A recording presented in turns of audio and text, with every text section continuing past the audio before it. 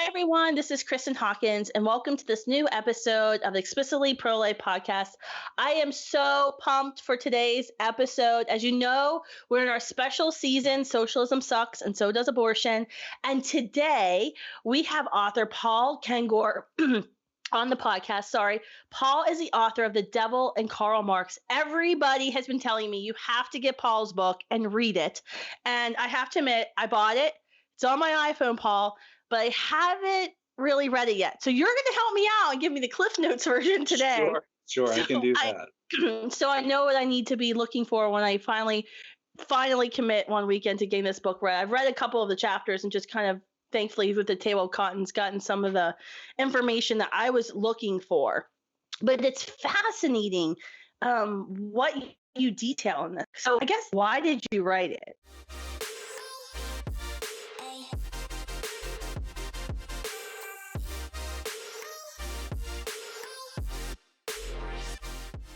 Yeah, well, so it started off, Kristan, and by the way, thanks for you and your organization and all that you do.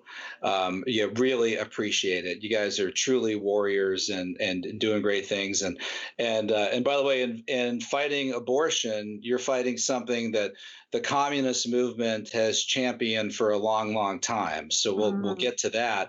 Yeah. But I did. But the first book that I did was called God and Ronald Reagan.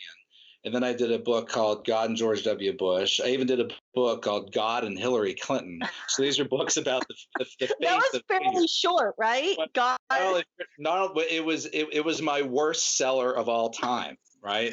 So stuck between conservatives who didn't believe she believed in God and liberals who didn't care that she believed in God. But these are books looking at the faith of figures. And for Karl Marx, believe me, you're not going to write a book called God and Karl Marx, okay? Especially because Marx wrote poetry, wrote plays even about the devil. And Marx didn't believe in God. Marx called religion the opiate of the masses, the opium of the masses. He said communism begins where atheism begins. And the things that he wrote and said about the devil are downright chilling. It's frightening. You won't believe some of this stuff. The man truly, really did dabble in the dark side. The man had a very dark, miserable life. So I've known about this stuff for years. I've lectured about it for years. I teach at Grove City College in Grove City, Pennsylvania. And so I knew that this book had to be written. So finally, I wrote it. And I got to tell you, even less pleasant than reading it is writing it, because you've got to trudge through some really awful, ugly, diabolical stuff when you're writing about Marx and Marxism. And that's something you don't actually ever hear today. I mean, that's why I kind of wanted to launch this mini series, was because so often we hear young pro-life people who hear the arguments from the left of, well, if you're actually pro-life, you'll care about a child, after the child's born and through adulthood. And that's what pro-life, people who advocate for abortion try to tell us what pro-life is. And then you see young pro-life people who kind of adopt or kind of start thinking, well, maybe these socialist, communist policies are really good because they're going to take care of all people. But we're not really, I don't think we're digging into what the foundation of communism is. And we talked about this earlier in the podcast that, socialism is communism, that they're cousins, and the one leads to the other always. Right. And that's the real intention of it, right? Right. In fact, Marx and Engels in the Communist Manifesto, Vladimir Lenin in his book, The State and Revolution, so it's usually known as Marxism-Leninism, they define socialism as the final transitionary step into communism. So history would pass through this series of dialectical planes or struggles from slavery to feudalism to capitalism to socialism to communism. So socialists, if you Google the word socialism, you may get different definitions, Kristan, but they'll all say common ownership of the means of production, right? So basically government ownership, public ownership of the means of production, factories, farms, you name it. And that's the final transitionary step into communism. That's the goal of it.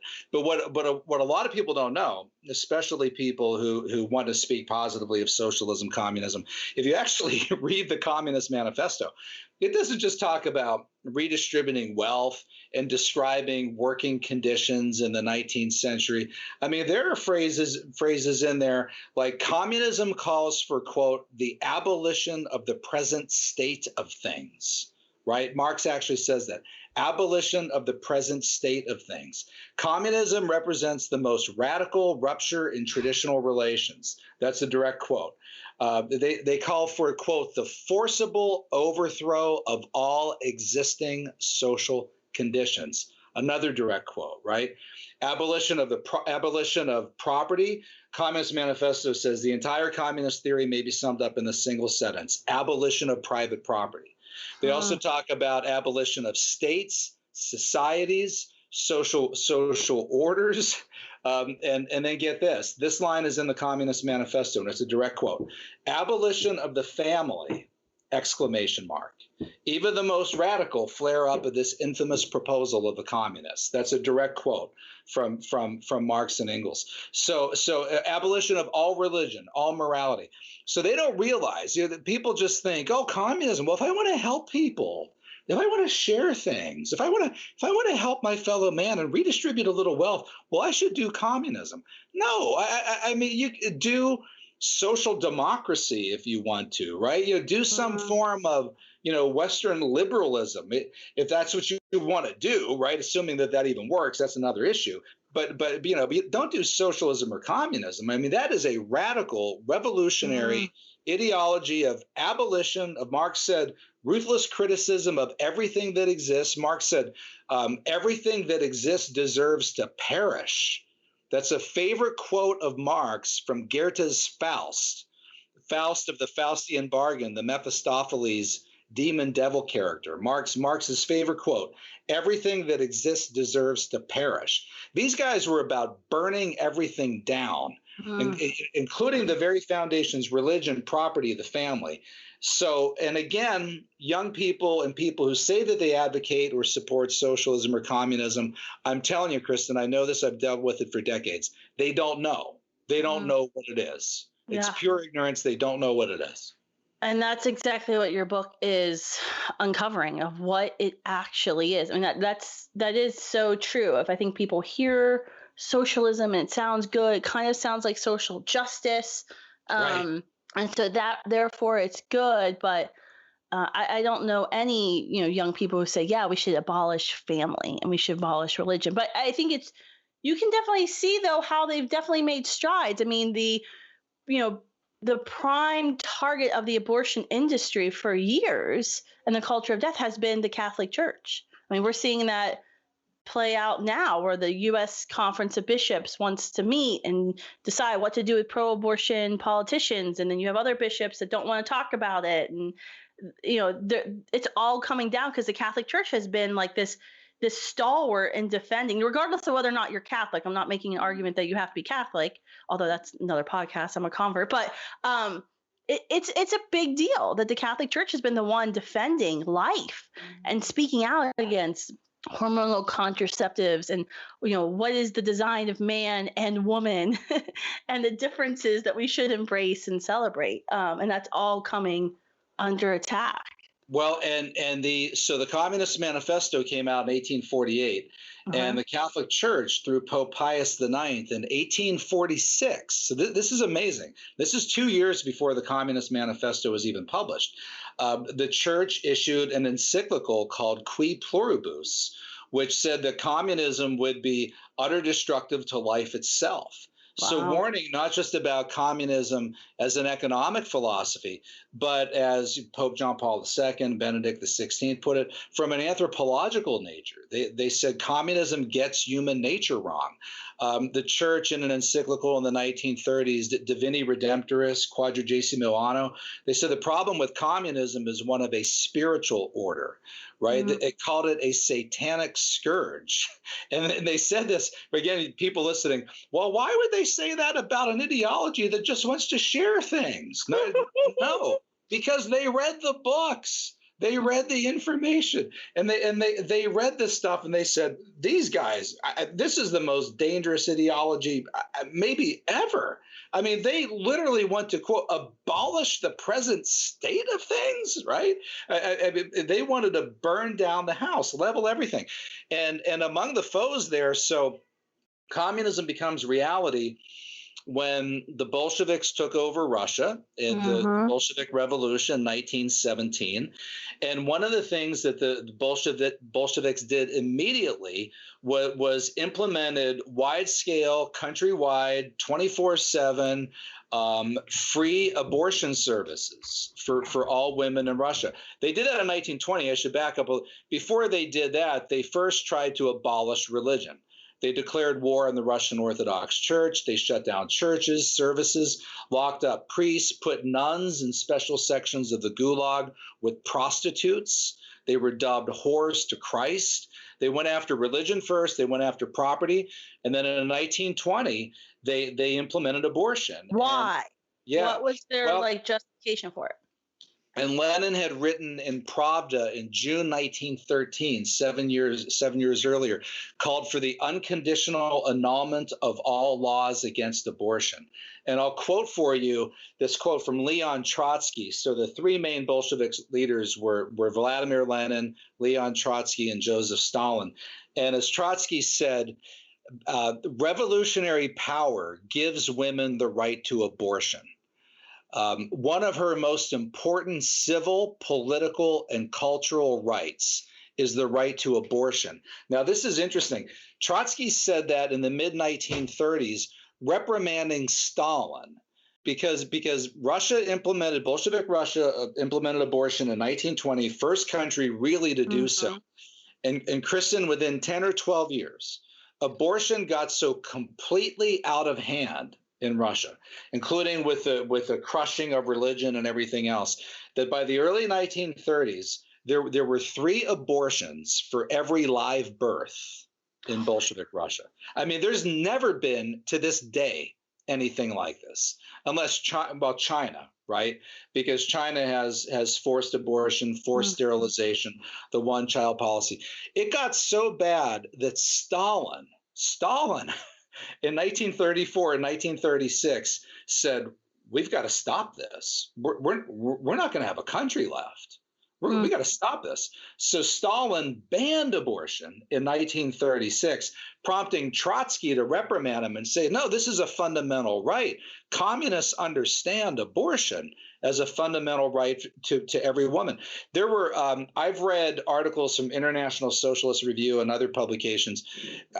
There were pro-choice women in Germany. In fact, the German Communist Party in the 1920s supported abortion under the phrase, I'm not making this up, this is my body, right? This is my body, my choice. So that phrase that American feminists have been using since Roe v. Wade in the 70s, 80s, and 90s, communist women in Germany, and I give you the exact citation from International Socialist Review, they were using that phrase, they were using that language in the 1920s. And from a church perspective, I've always found it chilling and even satanic. I saw this with Marx. I've seen it with communists generally. There's an aping of God. There's a mocking of religion. There's a using of religious language. There's a twisting of religious language. How chilling is it that Jesus at the Last Supper would say, this is my body, right? This is my body given up for you. And then he goes to the cross and he sacrifices himself. He dies. He gives his own body for the sins of everyone. And here comes the atheistic, communist, feminist movement that takes that same phrase, this is my body, right? And they say it not in a sacrificial way, but in a selfish way, right? Yeah. This is my body, which means I'm not sacrificing anything for the child in my womb. I decide whether or not that child, it's the complete inversion of the sacrificial words of Christ. Wow. I don't mic drop. I don't think, yeah. To be Christian and say you're communist or socialist like that, those two things, Trent Horn's book, a Catholic can't be socialist. You Like can't it be. says it Yeah, all. yeah, It yeah. just it's antithetical Yeah. to. Quadragesimo Anno by Pope Pius XI in 1930 said, one cannot be at the same time a Christian and a socialist. One cannot call himself or herself a Catholic and be a socialist, and you can't. And if you here again, if you in fact, Quadragesimo Anno, which is just a brilliant encyclical, even says, look, if you want to help the worker, if you want to help the poor, just do the Christian gospel. Why do you want to buy into an atheistic philosophy Mm, that says there's no supernatural, there's no God, calls religion the opiate of the masses, declares what Mikhail Gorbachev called a wholesale war on religion? Why do you want to adopt an atheistic creed that denies the supernatural in order to help the poor? You don't need to do that. Go to the Scandinavian countries, go to Western Europe, go to the United States. We've had a long tradition of helping the poor through mm, through common good and I guess what you might call true social justice, right? hmm Through different forms of government intervention. You can do that without being a follower of Castro, right? hmm It's just insane.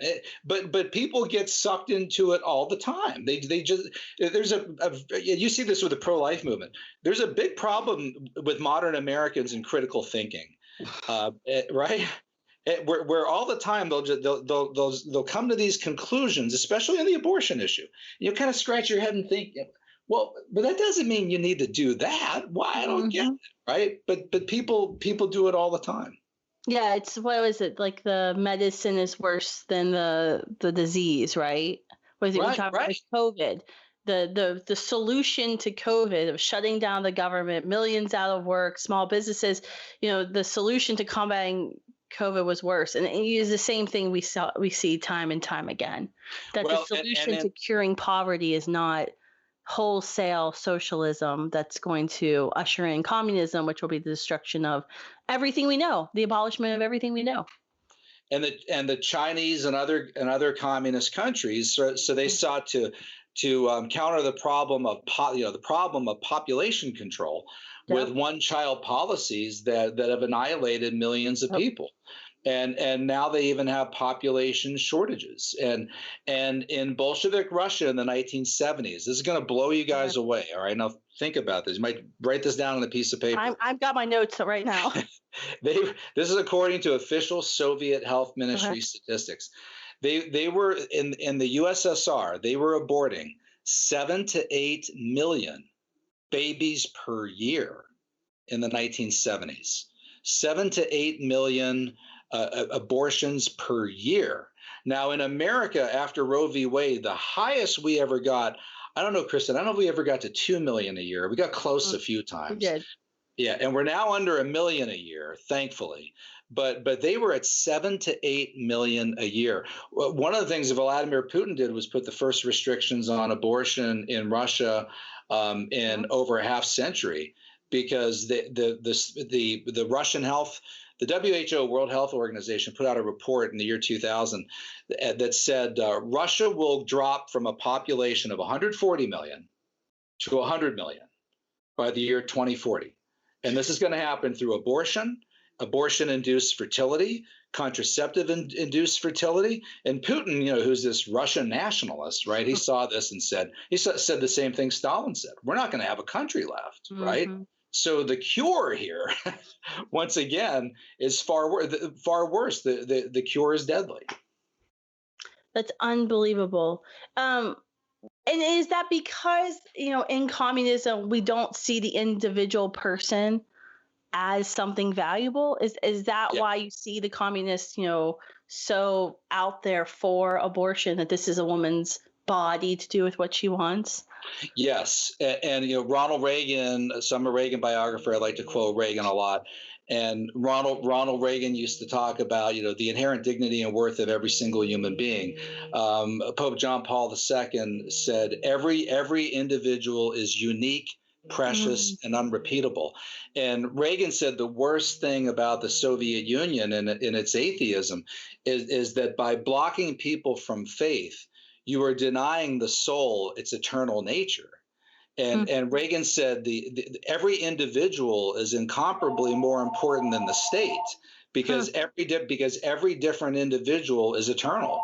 The soul is eternal, right? The individual can live forever, whereas states come and go, empires come and go, but states are eternal. So Reagan said for a communist regime, an atheistic communist regime, to come along and deny an individual's soul its eternal existence, there is no greater affront to humanity. The communists, on the other hand, deny that the soul even exists and view people as the masses, right? Not as individuals, that right? They hail the collective, right? So the individual can be sacrificed for the greater good of the collective state. And that's the complete opposite of the Christian view of individuals and frankly of the American view of individuals, right? Life, liberty, and the pursuit of happiness. Yeah, I mean that's oh my gosh. So I guess what would be I've got about 10 more minutes with you. What would be the way you would think that young people and pro-lifers in general can really fight back against the misnomers that are out there about what socialism is and what communism is? And when they see things like AOC's Green New Deal or President Biden's infrastructure, it's not doesn't really do that much with infrastructure. How can what's a good way to start that conversation with friends and family who really just don't know? I would tell them, first of all, to actually read the documents. So actually read the Communist Manifesto. And I've been a speaker for a long time for Young America's Foundation, ISI, and I've had students at different college campuses at YAF chapters have me come give this talk called Why Communism is Bad. And I'll always have somebody in the audience who will come up after me or come up before or whatever and say, Communist Manifesto, though, is a pretty good book if you just read it. And I just look at them and I say, come on, man, have you read it? Well, I kind of skipped around a little bit. Don't mean to put you on the spot, but read it. You haven't read it, right? If you read it and you see phrases like Marx and Engels, how do we define communism? Well, the entire communist theory or program may be summed up in this single sentence: abolition of private property. And then they double down and they say, you say we want to do away with private property. They don't say, well, we don't really mean that. They say, well, that's precisely what we mean. You are horrified of it, but that's precisely what we mean, right? And words like, communism must stop the hallowed correlation between parent and child, the bourgeois claptrap about the sacred relation between parents. If you just read this little book and think it through and think this through, abolition of private property, right? I mean, my 10-year-old daughter, Gianna, could tell you, Daddy, they're probably going to have to kill people to take away their private property, right? I mean, people say you can't blame Marx for the gulags and everything. Really? Well, we'll come up with a philosophy to abolish all private property, right? Think about what that means for a minute. You don't think you're going to have a war on your hands? You don't think you're going to have a bloodletting on your hands? I mean, the whole thing. And by the way, Marx and Engels said, communism is contrary to human nature. they got it. They understood that. And so if the more people understand that, then I think they'll have a better idea of what they're dealing with and why it doesn't work. But educate yourself. And the problem is that young people haven't been educated into what communism, socialism really is. We really haven't. I mean, this whole podcast mini-series has been so educational for me. It's been kind of like my wish list of people I want to have mentor me and all this stuff because I mean, I remember history. I mean, I was a history minor. If I would have stayed in college next year, I would have majored in it. But it was fascinating because you would get to like World War II. I remember in history, and that was my favorite subject. And then, it kind of stopped. You would have like 2 weeks before final exams, and you would glaze over history after World War II to like present day. And I'd always be looking in the chapter, and I would read ahead because I was just interested. But like, we never talked about communism or the Iron Curtain or I remember they would talk a little bit about the fall of the Berlin Wall, but no one really like emphasized what that meant. I remember I was speaking a Students for Life event at the YAF headquarters in Santa Barbara, and they have a piece of the Berlin Wall there. And I told our student leaders, let's go stand by the Berlin Wall and take our picture. And like nobody knew what we were standing next to. Wow. And I was like, Yeah. this is a really big deal, guys, but no Right. one knew. And so Well, it is the lack of education. yeah, people don't know it, and I know we probably don't have a lot of time left. So here's a quote that people I think don't know and should know in the pro-life movement. This is Margaret Sanger, and Margaret Sanger was a fan of Bolshevik Russia, and she went there in the summer of 1934 with her boyfriend H.G. Wells, who was a big fan of Soviet Russia. Now Sanger was married. And she left at home, I think, her husband and maybe 4 or 5 kids at that point. And she came back the next year and she wrote in her journal, Birth Control Review, she wrote a piece called Birth Control in Soviet Russia. And the founder of Planned Parenthood wrote this: the mother and the child are under the protection and care of the government to an extent perhaps never before equaled in history. So she loved this, Kristan. Okay, get this. We could well take example from Russia. By the way, Russia, this is Stalin's Russia in the middle of the purge, all right? Yeah, well, we're like 1934 to 38. billions of people dying at this time. Millions of people, millions of people. We could well take example from Soviet Russia, said the founder of Planned Parenthood, where there are no legal restrictions, no religious condemnation, and where birth control instruction is part of the regular welfare service of the government. And about 80 years after that, under the Obama administration, the HHS mandate, we finally got birth control, right, as a part of the regular welfare service of the federal government. And if anybody like me or you or Students for Life stands up and says, this isn't something the government should be doing, right? They say, oh, what do you hate women? Quote Nancy Pelosi and Barbara Boxer. Do you want to paint a bullseye on the back of women in America? No, but Sanger was way ahead of them. The Bolsheviks are way ahead. But I'll tell you this. Sanger in 1934 was shocked by the number of abortions that she saw in Moscow. She said, this is really horrific. I am really shocked. And she wrote this. How many are there? At least 100,000, right? The number for Moscow alone is roughly estimated at 100,000 per year. But get this, and this is a perfect example of kind of the progressive faith in the state. However, all the officials with whom I discussed the matter stated that as soon as the economic and social plans of Soviet Russia are realized, neither abortions nor contraception will be necessary or desired. A functioning communistic society will assure the happiness of every child. That's the founder of Planned Parenthood, Margaret Sanger, right out of her own journal.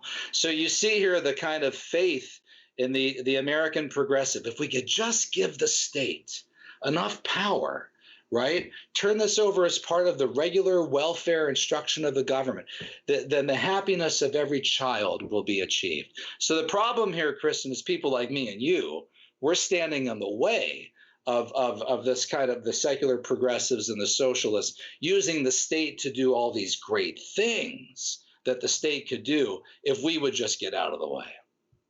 Yeah, and we hear this all the time. If we would just get the heck out of the way and let, these progressive socialist policies get in place, there would be no abortions because there would be free health care, free education, universal standard basic income, whatever you want to call it, and there'd be no abortions. We hear that all the time. I had friends who pro-life friends who voted for Joe Biden, and they said they said, look, if you read Biden's platform, there will be less abortions if we do this, which is the exact same argument they used with Obama. It was the exact same argument that I've heard every 4 years with the pro-choice candidate they want to vote for, and I just couldn't believe people being duped again by that. It's not true. It's not how it works. They get in power and they advance abortion. They make it easier to get. And they loosen any restrictions on it. And in so doing, they advance not a culture of life, but a culture of death. And the ultimate culture of death, to bring this full circle, is communism, socialism. And this is what the Bolsheviks did. And they never apparently got their system to work out either.